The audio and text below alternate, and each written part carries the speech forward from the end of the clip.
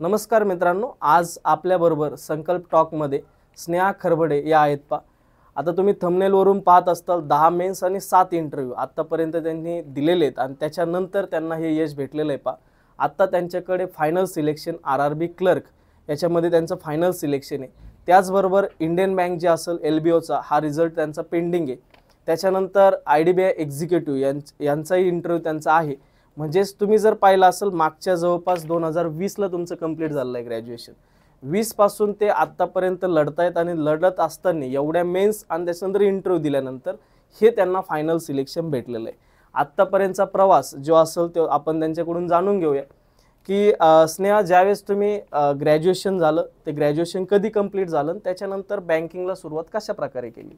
Sir, माझं graduation 2020ला झालं आणि त्यानंतर कोविडमध्ये झालं, त्यामुळे मला इनफ वेळ मिळाला कारण काही एक्झाम पोस्टपोन झालेल्या होत्या.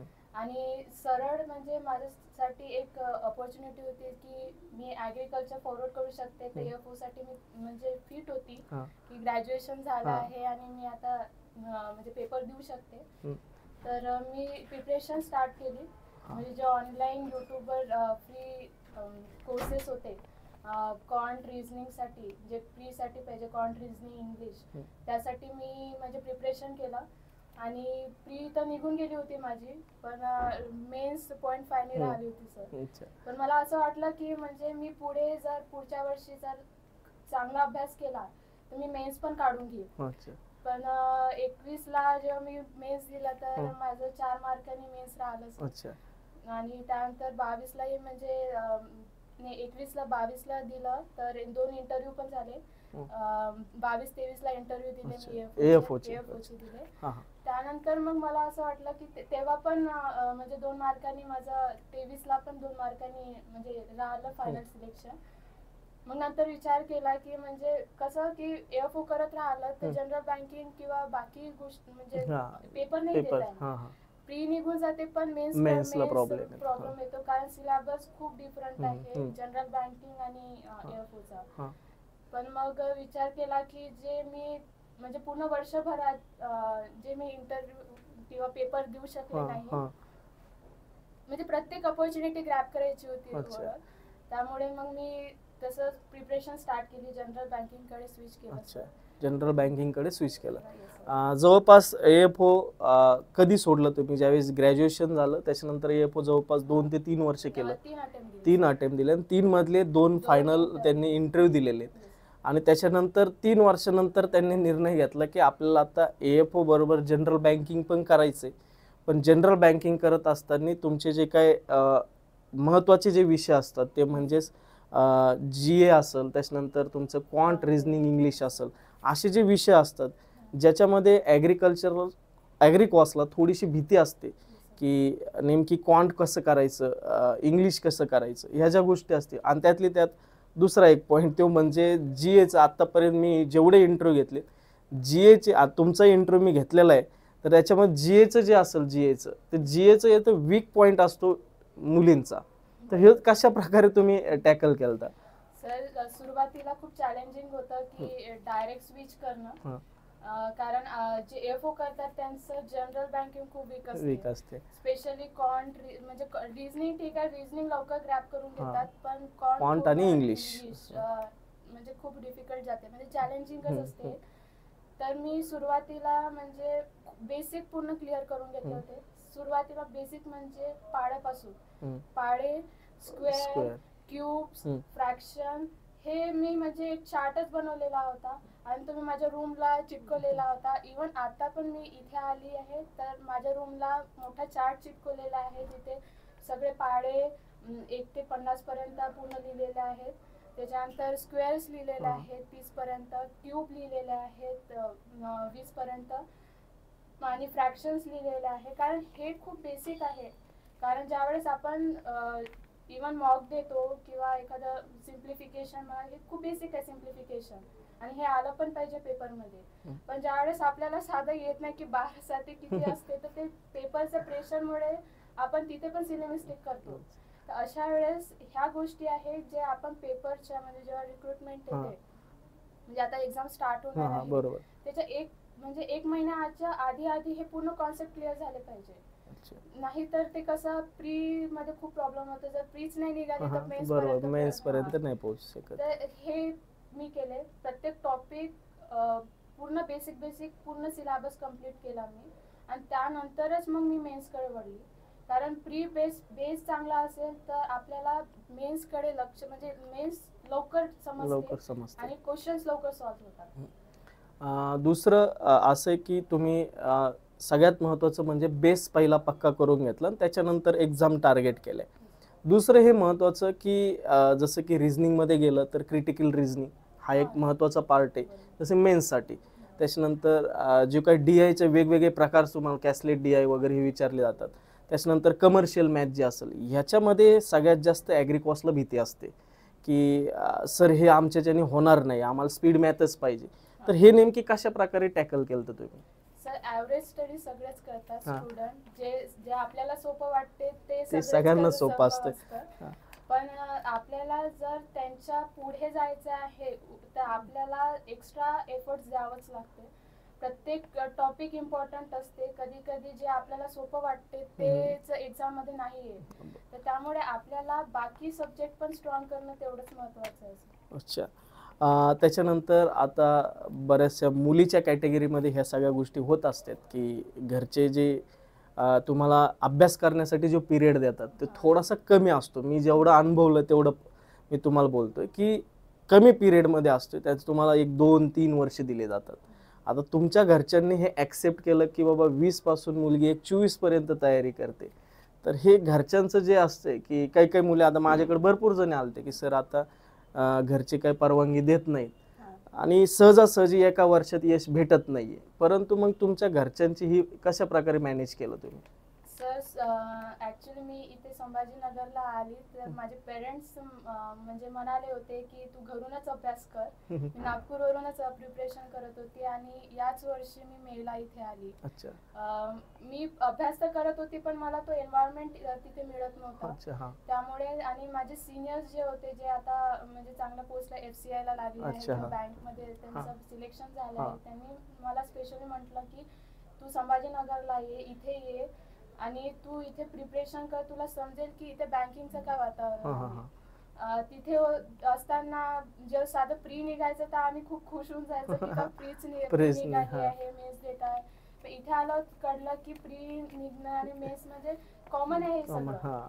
कारण वातावरणाचा पण खूप मोठा इफेक्ट पडतो. कारण तुम्ही जर समजा जसं की आपण पुण्याचं एक्झाम्पल जर घेतलं की MPSC तिथं गेल्यानंतर कळतं की MPSC काय, तसं संभाजीनगरला आल्यानंतर कळतं की बँकिंग काय. त्याच्यामुळे वातावरण खूप महत्त्वाचं असते. तुमच्या आजूबाजूचं जे वातावरण त्या प्रकारचं जर असेल तर तुमचे अचिव्हमेंट सुद्धा खूप मोठे मोठे असतात. पहा, दुसरं जे की तुमचं जो BSc ॲग्रिकल्चरचा जो प्रवास असेल, तो BSc ॲग्रिकल्चरमध्ये नाबार्ड सारख्या एक्झाम्स असतात, FCI सारख्या एक्झाम्स, ह्या कधी तुम्ही म्हणजे तुमचं जे काही टार्गेट ठेवलं नाही का? सर टार्गेट आहे. मागच्या वेळेस पण मी FCI नाबार्ड वगैरे दिलेलं आहे. FCI मध्ये मी वेटिंग मध्ये होती, पण ती काही वेटिंग सध्या क्लिअर नाही झाली. पण मला असं वाटलं की आता येणार आहे आणि चर्चेत ही होते की FCI येणार आहे, तर मी आताही म्हणजे एक तास काढून ॲग्रीचा अभ्यास सुरू आहे माझा. म्हणजे ॲग्रिकल्चर पूर्णपणे सोडलेलं नाहीये? अच्छा. दुसरं तुम्ही आम्हाला खाली ऑफिसमध्ये सांगितलं की तुमचे वडील हे पोलीस क्षेत्रामध्ये आहे, तर मग तुम्हाला आता मी बऱ्यापैकी पाहतोय पोलीस जे असतील किंवा जे त्या क्षेत्रात असतील तर बऱ्यापैकी सरळ सेवा असेल, MPSC असेल, असे टार्गेट्स असतात. तर तुमचं असं वेगळं क्षेत्र का निवडलं तुम्ही बँकिंग? कारण ॲग्रिकल्चरची मुलं कॉम्पिटिटिव्ह करतात, परंतु जर तुमची फॅमिली तशी असेल तर तुम्हाला PSI असेल, त्याच्यानंतर तुमचं STA असेल, अशी पदं तुमच्यासाठी खूप महत्त्वाची असते तुम्ही ज्या फॅमिलीतून बिलॉंग करता. मग तुम्ही बँकिंग क्षेत्र कसं काय निवडलं? सर आधीपासून म्हणजे कॉन्ट चांगला होता माझा आणि तो बेस म्हणजे आधीपासून म्हणजे जिथे मी शिकली होती तिथूनच म्हणजे स्ट्रॉंगच होता माझा. त्यामुळे पेरेंट्सनी कधी फोर्स केला नाही की म्हणजे तुला जे करायचं आहे तू ते कर. इव्हन इथे यायला सुद्धा त्यांनीच म्हणजे सपोर्ट केला, आताही सपोर्ट करतात. तर असं काही नव्हतं की म्हणजे MPSC करायचं आहे. माझा म्हणजे पूर्णतः प्रायोरिटी बँकिंगच, मला बँकिंगच करायची होती, तर मी बँकिंगकडेच. अच्छा. जे काय तुमचं याच्या पुढचे जे अचिव्हमेंट्स असतील ते तुमचे काय असतील, याच्या पुढचे टार्गेट्स काय असतील? सर म्हणजे RBI असेल, नाबार्ड असेल, अशा प्रकारे. सर मी ते देणार आहे. ॲग्रिकल्चर केलं आहे ग्रॅज्युएशन, तर त्याचा काही उपयोग झाला पाहिजे, तर मी इथं अभ्यास सुरू ठेवणार आहे आणि पुढेही मी पेपर देत राहणार आहे. ॲग्रिकल्चरचे, नाबार्डचे, FCI आताही देत आहे. त्याच्यानंतर मला अजून ही एक गोष्ट विचारती की जी काही तुम्ही मॉक देतायत, मॉकचा उल्लेख करताय तुम्ही, ज्या मॉक ज्या असतील ते तुमच्या यशामध्ये कॉन्ट्रीब्युशन कसं आहे? कारण मॉक प्रत्येक जण देतोय, परंतु ते नुसत्या मॉक देऊन पण उपयोग नाहीये. तर नेमकी तुम्ही कशा प्रकारे त्या मॉकचं ॲनालिसिस असेल काय कसं करत होतात? सर कॉन्टचं ॲनालिसिस असं की म्हणजे जेव्हाही पेपर पूर्ण झाला तर कुठे चुकलो आपण, कारण कोणत्या स्टेप मध्ये चुकलो आणि ते त्याचं व्यवस्थित ॲनालिसिस करायचं. रिझनिंगला पण कधी कधी पझल बसते, पण आपल्याला असं वाटतं की ते बरोबर आहे, तर त्याचे मॅक्झिमम पॉसिबिलिटी सुद्धा असतात, तर ते पण म्हणजे त्याच्यामुळे पण क्वेश्चन्स रॉंग होतात. तर ते म्हणजे ॲनालिसिस खूप महत्वाची आहे, कारण पेपर देत आहोत, ॲनालिसिस नाही केलं तर त्याला काही उपयोगच नसते. आपल्याला कळतच नाही की आपली चूक कुठे झाली आहे. तर ॲनालिसिस करायचं. इव्हन इंग्लिशला पण, इंग्लिशसाठी वोकॅब करणं खूप गरजेचं आहे. अँटोनिम, सिनोनिम्स खूप महत्वाचे आहे.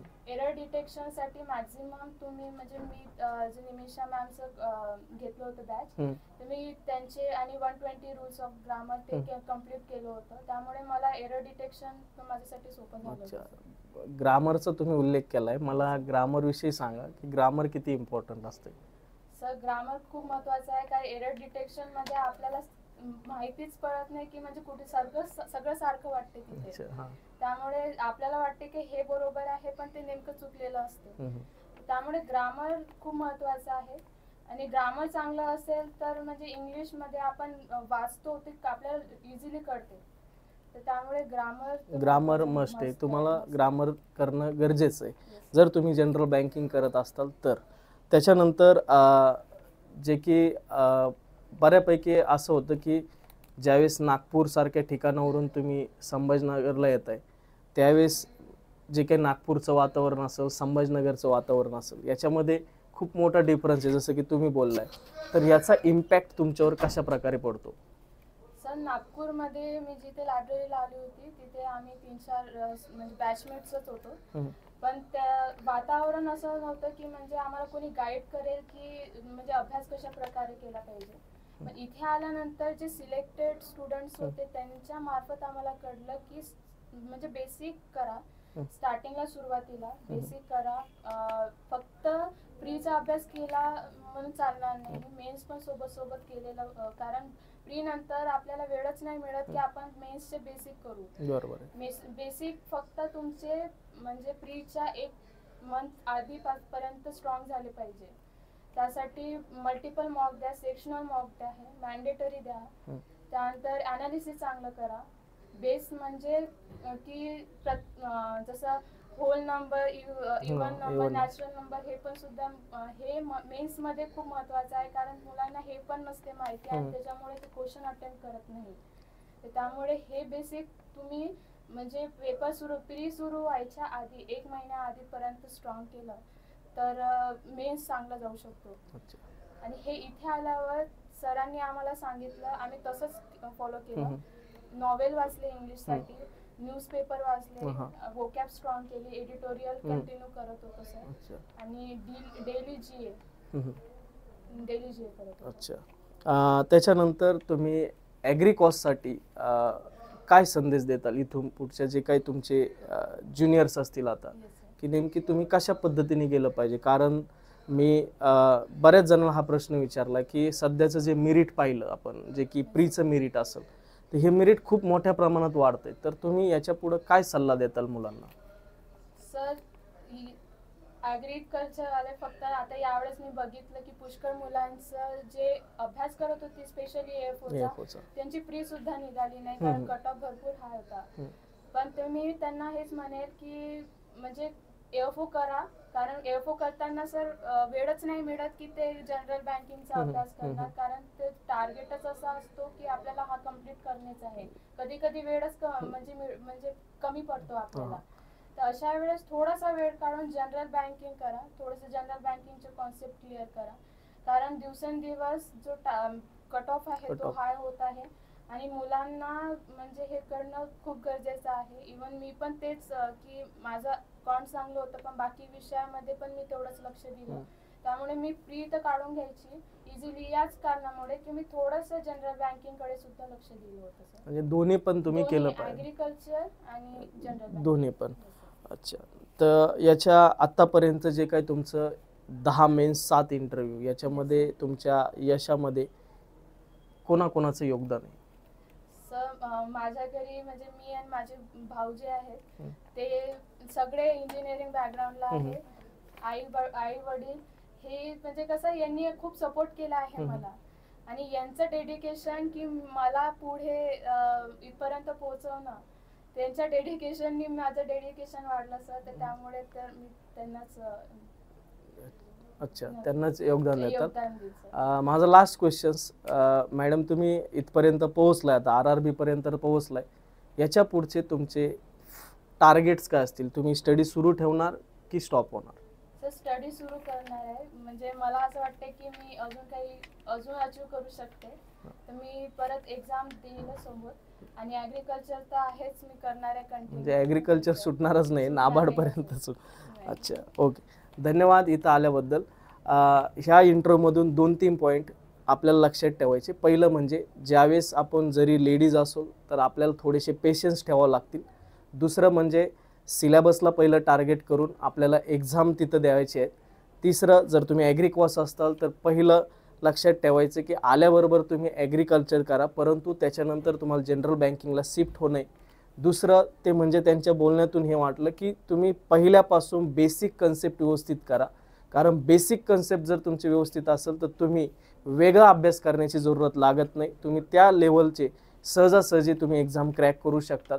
आणि त्याच्यानंतर जे काही त्यांनी इंग्लिशसाठी सांगितलं, ग्रामर्स खूप महत्त्वाचं आहे, ग्रामर्स तुम्हाला करावं लागणार आहे.